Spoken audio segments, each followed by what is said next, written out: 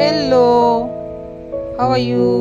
আজকে নিয়ে এসেছি chicken sausages, homemade chicken sausages.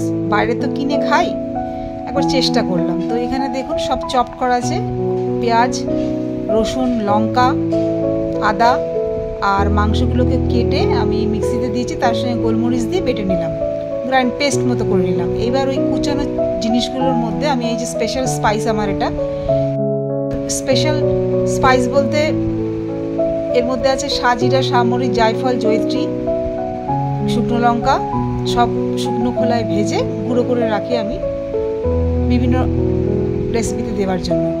তো সব কিছু মিলে মিশিয়ে আমি ওটাকে ভালো করে মেখে নেব।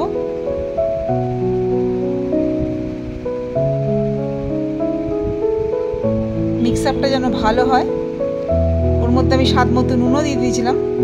এবার এই মিশ্রণটাকে আমি একটু ফ্রিজে রেখে দেবো 10 মিনিট বা আধ ঘন্টা।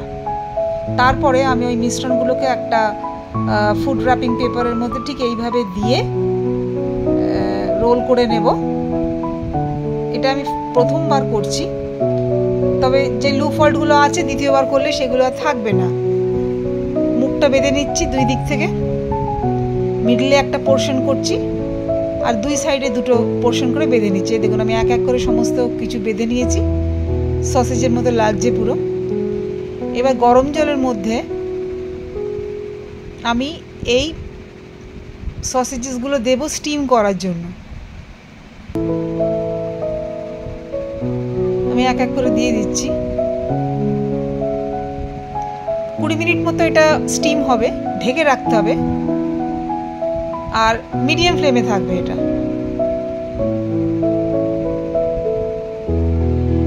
দেখুন 20 মিনিট হয়ে গেছে।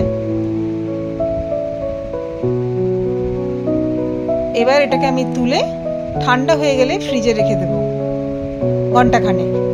তারপর ফ্রিজ থেকে বার করে আমি ওটাকে র্যাপিং থেকে বার করে রাখবো।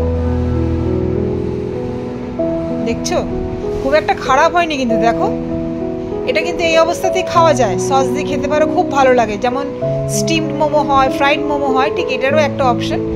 এই যে স্টিম করা হলে এটা খাওয়া যাবে। দেখো আমি সব কটার প্যাকেট থেকে খুলে আমি রেখে দিলাম। এবার আমি কড়াইতে সরষের তেল নিয়ে এগুলোকে আমি লাল লাল করে ভেজে নেব।